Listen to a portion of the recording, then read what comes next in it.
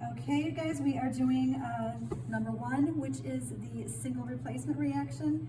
So we have taken some silver nitrate and poured it into the test tube. And we are going to add our copper, which is coiled into, well, it's coiled. Yes. So we're going to drop that in there.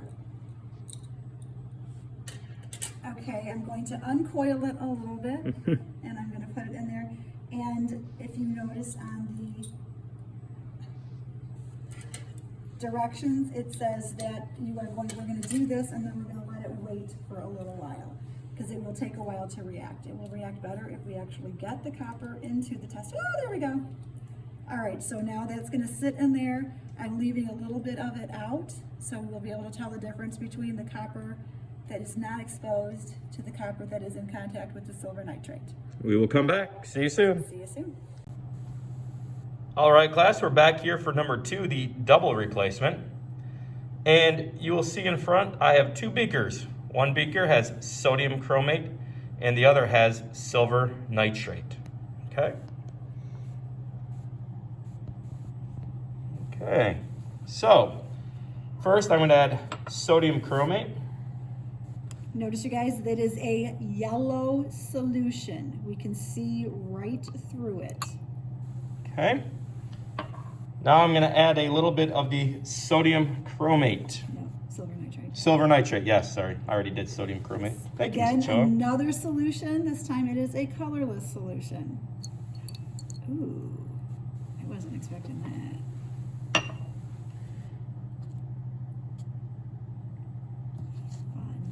Take a look. Notice what you see. I will then also here.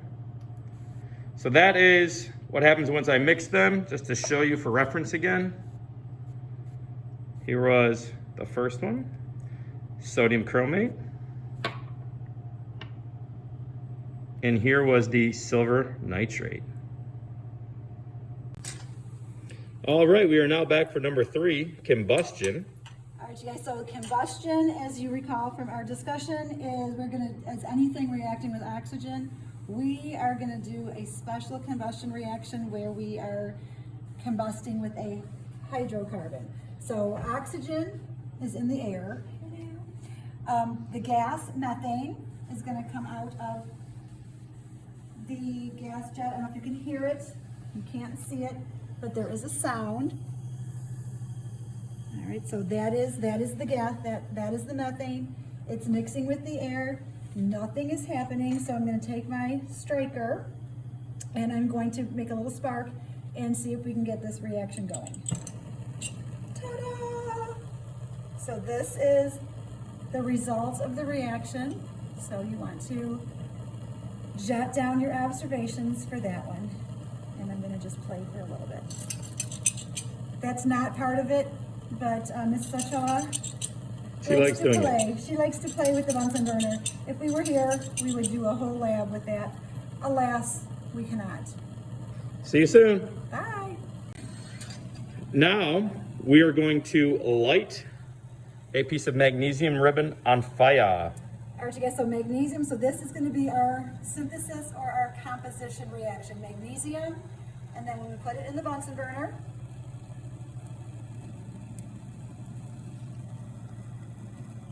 notice it is burning.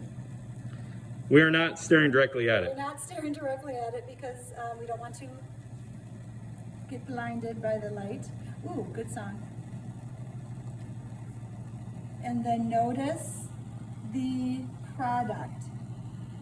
I'm gonna lay it down so you can see what has happened. So the magnesium was one of the reactants, and then again, when you burn something, what is that second reactant? That was oxygen.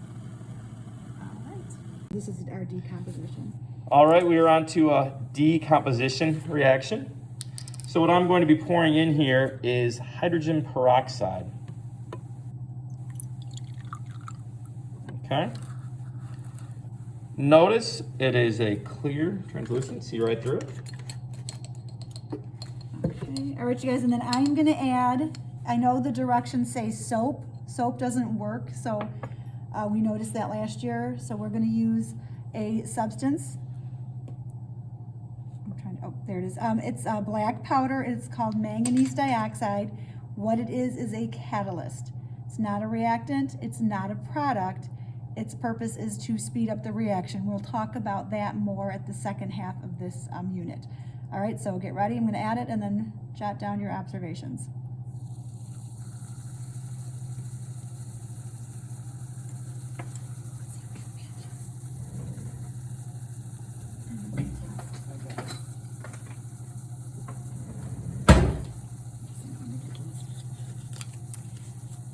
All right, so hopefully you guys are noticing the bubbles. So we know that when you have bubbles, when we are not adding heat, it's not because the solution's boiling, it's because there is a gas being produced. So what we can do is figure out what maybe that gas is. Mr. McMann and I both have masks on, so there we go. I'm trying to, there we go. So I'm gonna take my embers and then let's see what happens. Ooh. Not working as well as I would have expected. I don't know if you guys can see it. It's glowing a little bit brighter. It's trying to start on fire, you can tell. Trying to start on fire. I'm trying to pop the bubbles with that. I was hoping it would light up a little bit more, but I think it's dissipating too much. But that gives us a clue that the bubbles are potentially oxygen. All right. I never thought not being able to blow out a match would be an issue. Oh. There we go. Ooh. So exciting, you guys. So exciting. There we go. So our prediction is maybe that it's oxygen. There it goes again. Okay, so. And we also want to show you now some of the other experiments that we had done. So if you remember the first one, we put that in and you can see that it's definitely changed. Okay, look at the top. You can still see the copper wire, and then down here, we've got a lot of change. It's like, what is up with that? How cool is that? And then, so it might be a little harder to see, but underneath now is definitely some crud, as my grandma used to say. So, can you see the blue in this? I don't know. Mr. Cho would like you to see the... I don't know if you can see it or not, but notice the solution was colorless before. And now you can see that it has a slight blue tint. So that is changing as well. I know, it's crazy. Well, we just want you to see, here's your classroom. So we are missing you here, but we wanted to make sure to get these experiments for you. We will see you soon. Bye. Bye-bye.